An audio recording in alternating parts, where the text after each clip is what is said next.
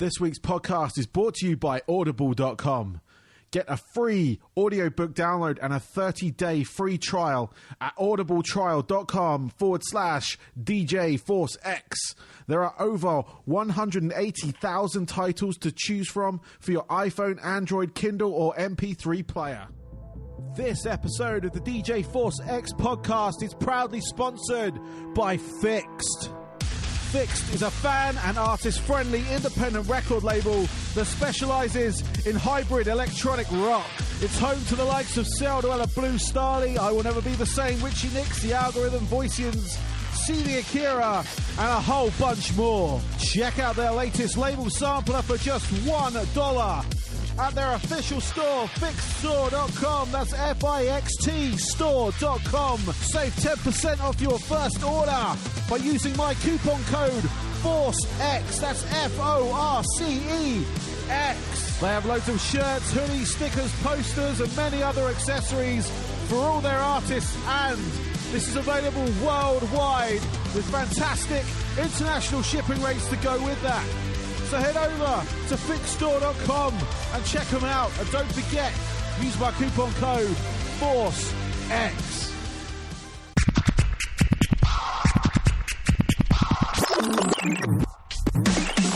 Hello and welcome to the DJ Force X podcast, episode 65. On this week episode, I speak to Heather Perkins. She is the vocalist and bass player of the UK punk rock outfit Slowcoaches. So yeah, we're going to chat about their new album Nothing Gives, which is out now, so do check it out if you dig that sound. But yeah, I'll let you go into the interview after that. Again, if you can rate and review this show, that would be fantastic. You can go to iTunes, give it a 5-star rating, or even go to Stitcher, give it a 5-star rating. All that kind of helps my podcast go up those rankings and whatnot, and kind of, you know, validate me, if you will. But yeah, so yeah, we're going to do that. If you can do that, that'd be great. Also, check out my radio shows, Crossing the Streams. It goes out on Total Rock on Tuesdays at 11 p.m. UK time, midnight on Saturdays the East Coast time on the Mix.fm, and then 8 p.m. on Sundays Eastern time on fullfrequencyradio.com or frequency. Sorry, let's try it again. Fullfreakradio.com. That also has an official app as well, so you can get that as free on the app stores for Android and iOS. Also, they're all available on TuneIn, so if you have that app, do tune in. And if you miss it, I do have it on demand. It is on mixcloud.com/DJ Force X. Anyway, with the plugs out the way, without further ado, I'm going to give you this interview. This is Heather from Slowcoaches. Enjoy.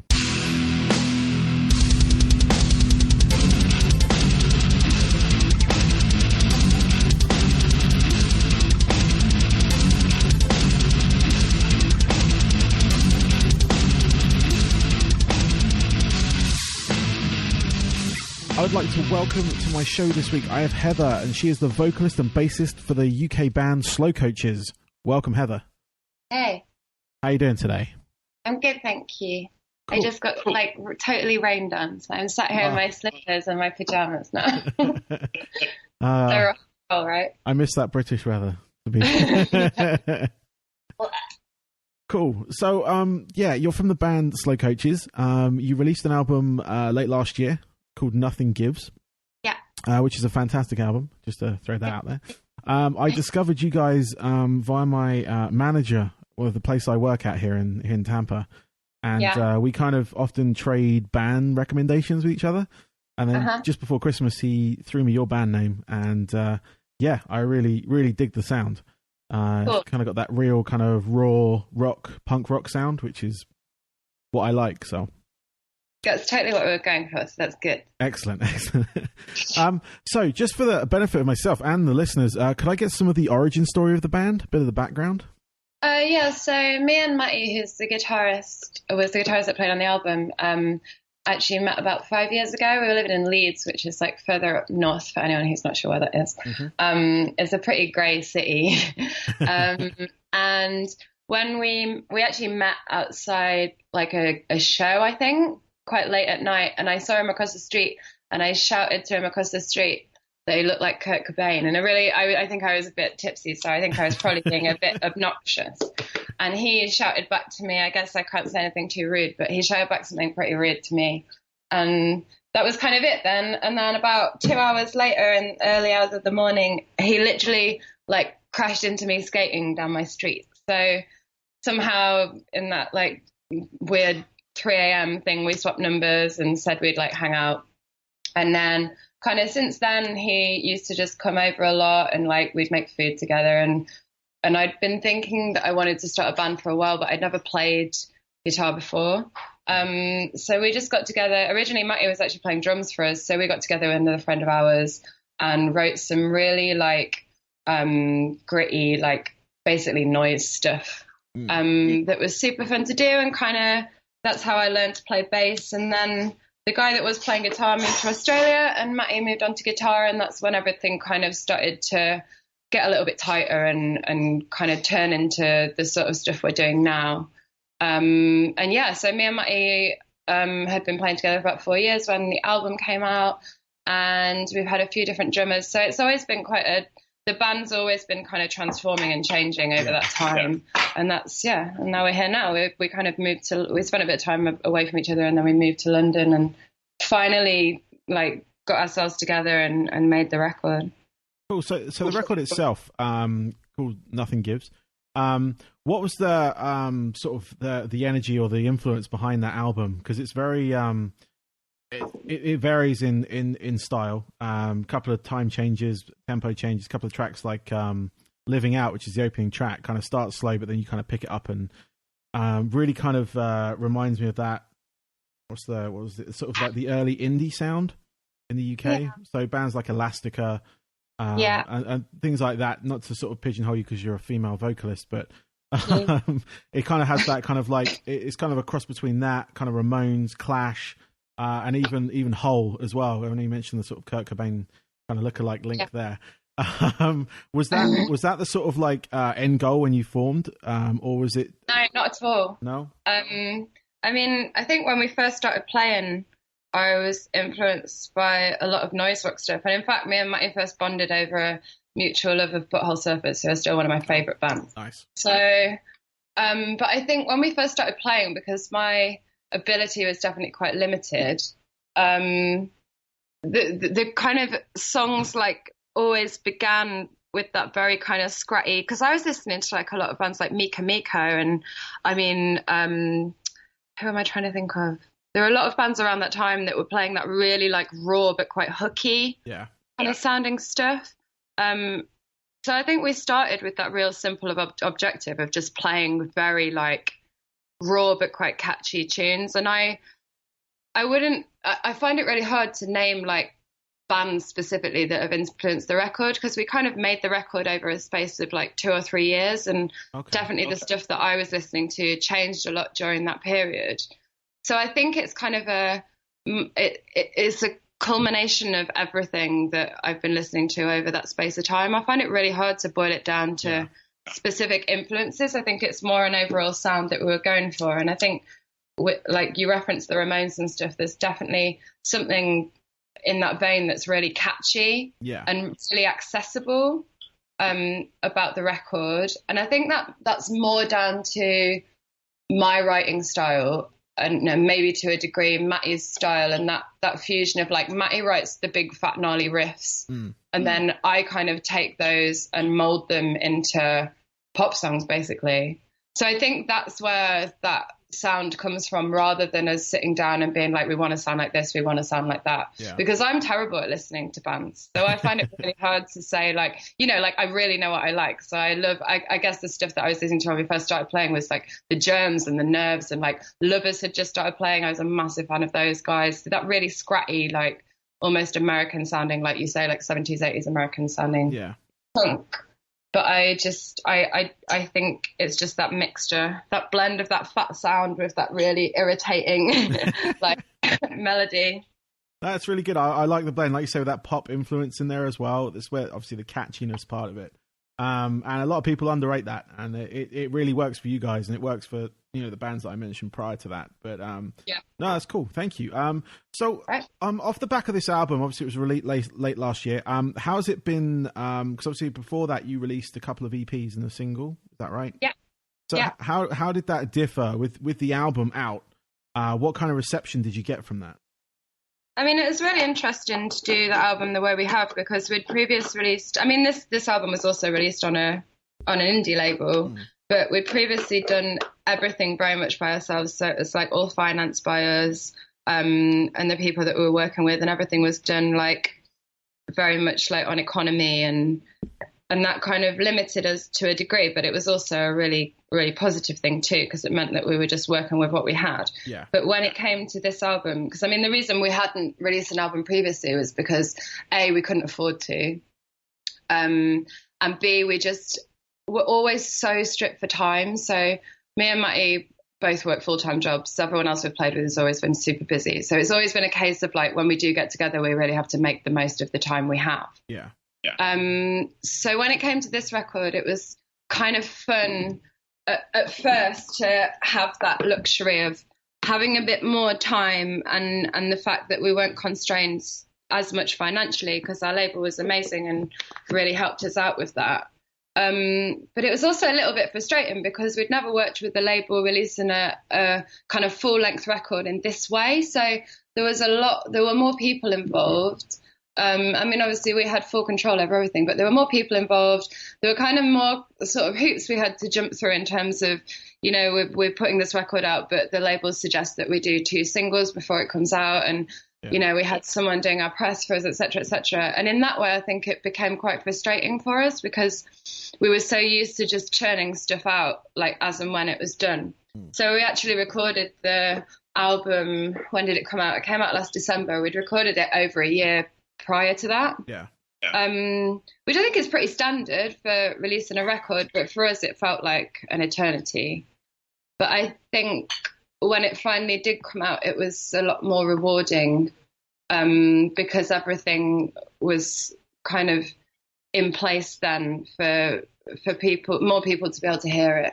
So it's been like weirdly emotional because it's just been so frustrating. It's been so much work, but the fact that it's gone down so well, and like, still, I mean, it came out over a month ago now, and I'm seeing, like you picked it up, and there's people messaging us from like Japan and Germany and stuff that have heard it, and that's amazing because people are still just picking it up for the first time over a month later, and that's really cool. Cool. So with that, what opportunities has it opened up to you compared to what you had before? Because obviously you said you're doing everything kind of DIY as and when. You mentioned sort of time constraints, but what doors did this open for you that you just like I said, didn't have before? I mean, in a really boring way, it's the financial side, and just being able to reach a lot more people that you wouldn't usually, because I had no idea like what really goes into releasing a record like on a slightly bigger scale. Like I had no clue about that stuff. We'd done like maybe like 300 tapes or something and just released it or sold it at shows and stuff. So I guess it's like, aside from people just being able to hear it, it's meant that we're now this year going to be able to play a lot more shows in a lot more places, which is, why we're in a band. It's like my favorite thing to do is play shows. So I guess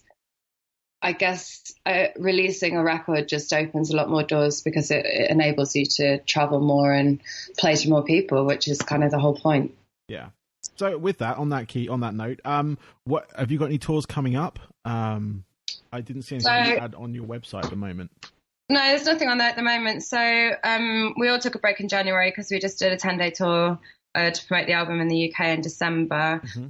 So we're currently working on going to Europe sometime in the spring. Nothing's confirmed yet, but it will be soon. It's all kind of in progress. Can't really say a huge amount about where we'll be, but if you keep your eyes peeled, there'll be stuff going up soon. Cool. I was going to say on that as well, just continuing, I think it's interesting, I think, like talking about the working with other people and opening doors and stuff, because there's always kind of downsides as well as upsides to working with other people, especially people that are also working with other people. So their sole kind of priority isn't just you. And it definitely was really interesting this time. For example, we worked with a booking agent on our tour, and whereas I'd always booked everything myself. Yeah. And I think it's just like figuring out that balance between trusting someone else and handing all that stuff over to them, and like putting faith in them. And it's not always going to work out maybe the best way for you.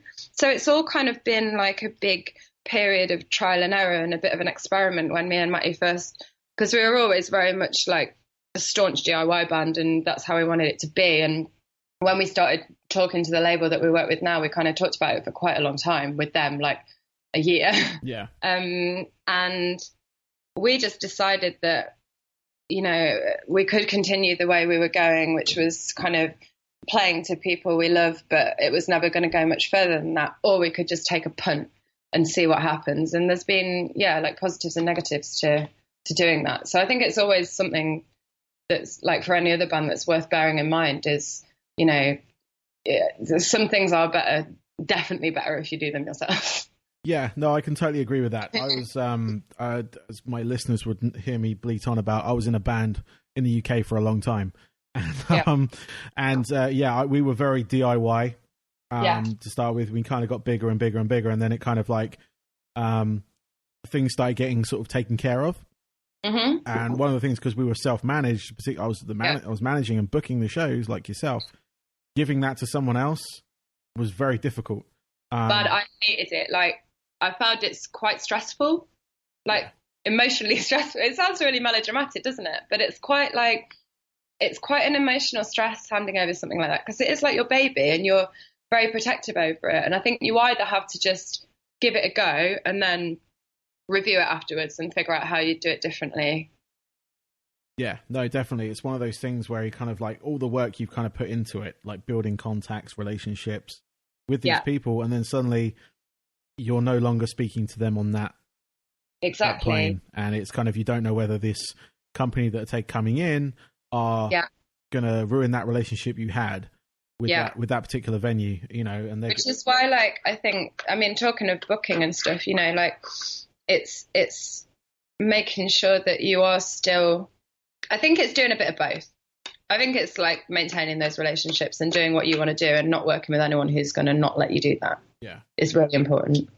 It sounds obvious, but it's easy to get kind of caught up in just handing everything over to someone else, isn't it? Yeah, because in some cases it can be like, oh, great, you know, that's less for me to do. Exactly. And then you're like, well, what did I used to do all the time? Yeah, exactly. It's like, how do you keep that balance? And, you know, because you're keeping busy with it, then suddenly you've got nothing to do, which can be a good thing, but can also be a downfall. But then I also found you sometimes then end up with like 5 different people that are emailing you. So you end up spending like half your life just responding to emails as well. And you're like, I just want to write and play. Yeah. And now I've got like 5 different people asking me for stuff. Cool. So, obviously, I know you took some time off over January. Was there anything you were particularly working on after that? You looking at doing any new material straight away? Because I know some bands, after they've kind of produced that album, released it, they're like, I've got this whole bunch of new stuff going on. So. Yeah, I think also because we wrote this album over such a long period, it was kind of, in some ways, it was difficult to move on, or I found it quite difficult to move on at the same time as waiting for that to be released. It was like there was a bit of a block in my brain that was kind of stopping me from being able to move on. So once that came out, it was like, you know, I just got the vinyl and I was like, yeah, great, cool. I don't want to look at this ever again. Like, just completely like want to start from scratch and just take it from there, really. So we have started writing stuff, but we took this few weeks off, and I think it's now about like going back like from scratch and just starting again on the next album. So there'll be some stuff coming out in summer, and then we're working towards either an EP or a full length in autumn. Excellent. Yeah. Cool. Yeah. So I've got a couple of questions left for you, then I'll let you go. So the first one, what is the most bizarre situation you found yourself in during your time with the band? A lot of the bizarre situations we've been in of things that have kind of or situations we've ended up being in on tour. I guess doing a lot of stuff ourselves, and loads of other bands will understand this, is you don't always know where you're going to end up staying or where you're going to be going. And we were really lucky that we were invited to play in Poland and a few festivals in Europe. We played a festival in Antwerp that was in the middle of nowhere. It was snowing. It was in the middle of nowhere, and we had nowhere to stay. And this guy very sweetly offered us a place to go. And it turned out that he was the guardian of a house that was being entirely renovated, but to the point where there was nothing in the house, like no floor, no windows, like it was just no glass in the windows. And we ended up sleeping on a concrete floor in this room with a fire in the corner with snow coming in through the windows. So it was pretty bizarre. He was sleeping on a hospital bed in one corner of the room, and I've never been so cold in my life. It was more like awful than bizarre. Yeah. But I think I literally just went to sleep crying because I was so freezing, and the whole scenario was so strange. It was something out of some weird horror movie with this hospital bed and this guy, and then us with this little fire in the corner. I'm a bit of a diva because I quite like somewhere nice to sleep. But there's been plenty of times like that where we've ended up in some pretty interesting places. Nice. And what are your 3 top albums? The ones that kind of influence the person that you are, or the musician that you are as well? I mean, the first album I ever bought was Kill 'Em All by Metallica. Nice. So I guess, I mean, when I was a kid growing up, I was into a lot of metal. It's kind of the first sort of stuff that I got into. So I guess that one. Butthole Surfers, Electric Larryland is one of my favourite records ever. And then Joni Mitchell's Blue is also one of the best records I think ever written, which is a bit of a contrast, but something else I listened to when I was growing up. Nice. That taught me about good songwriting, I think. No, that's a good selection of very quite different, so that's good. It's always hard to think though, isn't it? It's so hard to think of stuff. You put me on the spot there. No, it's all right. I like to do that because some guys I've interviewed, they can rattle them off. Some of them really take some time over it. So there was a point where I was doing a lot of interviews and I did just memorize a top 10 because every time someone asked me, I just freeze. Yeah. What are your hobbies away from music? So when you weren't obviously doing stuff with a band, what do you do? Well, I'm currently studying at university. I guess it's not a hobby, but it's something I'm really interested in. So I'm studying to become a therapist. So I'm really interested in psychotherapy. So that's something I spend a lot of time reading about. And then I work all the time. So if I'm working, studying, and music, it sounds kind of dull, but it's, there's a balance there somewhere. So. Cool. And finally, where can people reach you? Where's the best place to reach out to Slowcoaches? I mean, you can buy the album off our Bandcamp, which is, I guess it's bandcamp.slowcoaches or slowcoaches.bandcamp, whatever it is. That's probably the best place to find us. But I mean, just Google it. Yeah. Cool. I was like, are you receptive on the social media sites like Facebook? Yeah, please tweet me. I'm always bored at work, sat in front of my computer. Okay. So I spend a lot of time grumbling on Twitter. So yeah, please tweet me. Right. I'm always bored. I'm always up for a chat. Well, Heather, thank you very much for your time this evening. Good luck with the album. Thanks. And good luck with the forthcoming tours that you can't talk about but are coming over the summer. Well, hopefully we'll see you in the US soon. Yes, that'll be cool. I'm definitely going to keep an eye out, and I'll bring my boss along as well. So. And your dog. And my dog, yes. Yeah. Yeah, her name is Sia, so she likes to sing, so she likes to shout. Awesome. Anyway, get on well. Yes. Well, cool. Again, Heather, thank you very much. And you have a good rest of your night, okay? Thanks for having me. Cool, no worries. Bye-bye. Bye.